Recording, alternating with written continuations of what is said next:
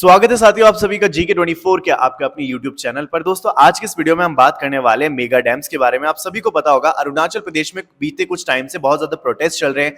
वहां के जो लोग हैं वो प्रोटेस्ट इसलिए कर रहे हैं क्योंकि वहां पे मना कर रहे हैं लोग कि भाई हमारे यहाँ पे डैम कंस्ट्रक्ट मत करो, क्योंकि अगर डैम कंस्ट्रक्ट होंगे तो उसके बहुत सारे नुकसान इन सभी लोगों को जो है झेलने पड़ेंगे। क्या क्या है वो नुकसान, तो देखो आपको पता है कि अरुणाचल प्रदेश जो है भारत का वो रीजन है जहां पे बहुत सारा फ्लोरा एंड फौना है, यानी कि बहुत सारी वाइल्ड लाइफ सेंचुरीज, बहुत सारे नेशनल पार्क और बहुत सारी ऐसी जनजातियां हैं जिन्होंने अपने कल्चर को अभी तक रिजर्व करके रखा है। तो वो सभी उस एरिया में रहती हैं जहां पे डैम कंस्ट्रक्ट होगा तो फिर उनका क्या होगा, यानी कि यहां पे loss of land, loss of heritage होगा। इसके बाद जो पॉपुलेशन इन्फ्लक्स है वो आएगा, कल्चरल डिस्प्लेसमेंट हो जाएगा, लोगों की जो जिंदगियां हैं वो तबाह हो जाएंगी, प्रॉपर्टीज खत्म हो जाएंगी। साथ ही में जो इकोलॉजिकली डिजास्टर इंबैलेंस होगा उसका क्या, मास डिस्ट्रक्शन, और यहां पे इन सभी के ऊपर मीथेन गैस का एमिशन और ग्लोबल वार्मिंग। तो इन सभी कारणों की वजह से जो है लोग नहीं चाहते कि वहां पर डैम का कंस्ट्रक्शन हो। लेकिन आपको पता है कि गवर्नमेंट अगर कोई प्रोजेक्ट लाती है तो वो इन सभी चीजों के बारे में तो सोचती है, साथ ही इसके कुछ प्लस पॉइंट यानी कि उसको लाने का कारण भी सोचती है। तो कुछ ऐसे ही जो है रीजन यहां पे दिए गए हैं गवर्नमेंट के द्वारा, जो अभी जिसकी वजह से गवर्नमेंट ने अनाउंस किया है यहां पे 12 हाइड्रो पावर स्टेशन बनाने की अरुणाचल प्रदेश के अंदर। अब यहां पे देखो अरुणाचल प्रदेश के अंदर ये जो 12 हाइड्रो पावर बने हैं इससे क्या क्या फायदा होंगे। पहला तो ये कि यहाँ पे बिजली का उत्पादन हो पाएगा, ठीक है, जिससे कि काफी बड़े जो नॉर्थ ईस्ट है और प्लस पूरा इंडिया है उसको बिजली मिल पाएगी। और दूसरी चीज ये कि यहाँ पे ये इससे जो डैम हम कंस्ट्रक्ट कर रहे हैं इससे हम चाइना को भी कॉम्पीट कर सकते हैं। वो कैसे अभी हम आगे चलेंगे और जानेंगे। तो ये किसको भी कर सकते हैं काउंटर, चाइना को। तो इन सभी वजहों से जो है यहाँ पे डैम कंस्ट्रक्ट किए जा रहे हैं, ठीक है। अब देखो ये जो पूरी कहानी है ना वो एक रिवर के ऊपर होती है, यानी कि चाइना भी और यहाँ पे इंडिया भी। इंडिया ये जो 12 डैम कंस्ट्रक्ट करने वाला है वो करने वाला है ब्रह्मपुत्र नदी और उसकी सहायक नदियों के ऊपर। तो इसलिए मेन इंपॉर्टेंट है कि हम ब्रह्मपुत्र नदी को थोड़ा सा समझ ले। तो चलिए एक बार डायग्राम की हेल्प से जो है मैं आपको समझाने की कोशिश करता हूं। तो देखो ये है हमारा प्यारा भारत, प्यारे भारत के ऊपर आप देख सकते हो ये है हमारे अरुणाचल प्रदेश की बाउंड्री, ठीक है। जब आप भारत के ऊपर देखोगे यानी तिब्बत में यहां पे एक पॉइंट है, ठीक है, इसको बोला जाता है चेमा युंगडुंग ग्लेशियर। चेमा युंगडुंग ग्लेशियर कहां पर है, कैलाश रेंज, यानी कि कैलाश जो एक पर्वत श्रृंखला है वहां पे एक मानसरोवर लेक है, वहां पे ये पड़ता है चेमा युंगडुंग ग्लेशियर। जैसे ही ग्लेशियर पिघलता है तो वहां पे एक नदी का निर्माण होता है जिसे चाइना के अंदर यारलोंग सांगपो बोला जाता है। ये रिवर जो है आगे बढ़ती जाती है और फिर ये यहाँ पे जाके एक टर्न लेती है और फिर ये इंडिया के अंदर एंटर हो जाती है अरुणाचल प्रदेश से। और फिर इसके बाद जो है कई सारी सहायक नदियां इसके साथ मिल जाती हैं और फिर हम इसको बोल देते हैं ब्रह्मपुत्र। तो ब्रह्मपुत्र नदी जो है पहले अरुणाचल प्रदेश में बहती है, फिर उसके बाद आसाम में बहती है और फिर बहते बहते ये बांग्लादेश के अंदर चली जाती है और फिर यहाँ पे बे ऑफ बंगाल के अंदर जाके मिल जाती है। तो ये तो कहानी हुई कि यहाँ पे ब्रह्मपुत्र नदी का कैसे जो है उद्गम होता है और कहां पे जाके ये जो है खत्म होती है, ठीक है। चलो एक बार हम थोड़ा यहाँ पे वर्ड्स के अंदर भी देख लेते हैं, यानी कि लिखावट में देख लेते हैं। तो जैसा मैंने आपको बताया कि ये ओरिजिनेट होती है सियांग और डिहांग नाम की एक जगह से, जो कि चेमा युंगडुंग ग्लेशियर यानी कि कैलाश पर्वत श्रृंखला से मानसरोवर लेक के पास। जिसकी जो सहायक नदियां हैं जो इंडिया में मिलती हैं वो है दिबांग, लोहित, सियांग, तिस्ता और धानसारी। ये सभी रिवर जो है मिलती है और ये परनेनियल रिवर है, यानी कि पूरे साल भर ये बहती है और इसके बहुत सारे कैरेक्टरिस्टिक्स हैं, बहुत सारी डिपॉजिट्स अपने साथ लेकर आती है क्योंकि ये बहुत ही ऊपर यानी हाइट से आ रही होती है। तो बहुत सारी मिट्टी, बहुत सारे जो मिनरल्स है वो सारी मिट्टियां जो है डिपॉजिट करती है हमारे इंडिया के अंदर आके।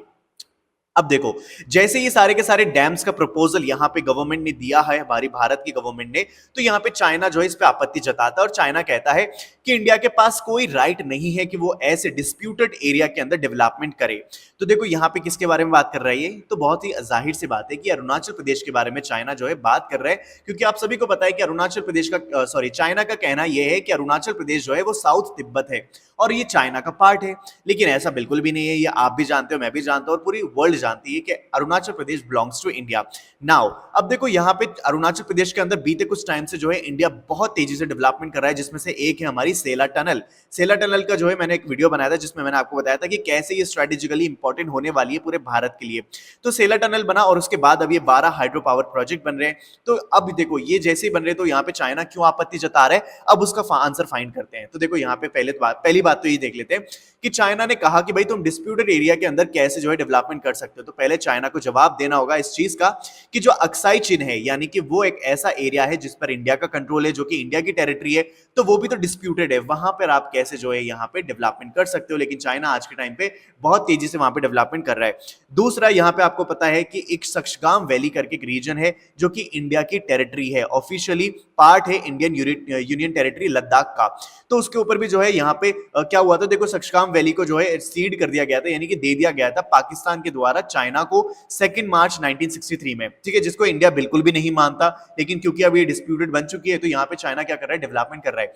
तो इंडिया ने कई बार इसके ऊपर आपत्ति जताई। यहाँ पे हमारे जो एक्सटर्नल अफेयर मिनिस्टर है उन्होंने भी कहा कि जिस भी तरीके का कंस्ट्रक्शन यहाँ पे हो रहा है वो इलीगल है और यहाँ पे ऐसा नहीं होना चाहिए। जो ट्रांस काराकोरम रेंज का जो पार्ट है वो भारत को बिलोंग करता है, ऐसा जो है इंडिया ने यहाँ पे कहा था। लेकिन फिर भी चाइना जो है यहाँ पे डेवलपमेंट कर रहा है।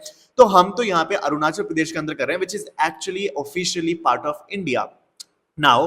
अब देखो आप सभी को पता है कि अब मैं आपको बताता हूं कि पहले तो ये जानो कि चाइना क्यों यहाँ पे इतना ज्यादा आपत्ति जता रहा है जैसे यहाँ पे डैम्स का अनाउंसमेंट हुआ है। तो ठीक है, तो मैंने आपको बताया था शुरुआत में कि ये जो है मानसरोवर लेक के पास एक चेमा युंगडोंग ग्लेशियर है, वहां से ओरिजिनेट होती है। अब देखो यहाँ पे जैसे ये ओरिजिनेट होती है ना, तो तिब्बत में जब ये बहती तो ये बहुत ही पतली सी एक नदी होती है, क्योंकि इसका सोर्स ऑफ वाटर यानी कि जहां से उसका उद्गम होता है वो केवल एक ही, और वो है यहाँ पे ग्लेशियर का पानी। जैसे ग्लेशियर पिघलेगा ये नदी का रूप लेगा और यहाँ पे नदी बहेगी। तो ये बहुत ही पतली सी नदी होती है। अब जैसे जैसे ये आगे बढ़ती है और जैसे ये टर्न लेके इंडिया के अंदर एंटर होती है, तो इंडिया के आपको पता है कि नॉर्थ ईस्ट के अंदर क्या होता है, बहुत अच्छी बारिश होती है, ठीक है। अब उस बारिश से क्या होता है, बहुत सारी जो ट्रिब्यूटरीज हैं उसके अंदर पानी भर जाता है, यानी कि वो विकराल रूप में आ जाती है।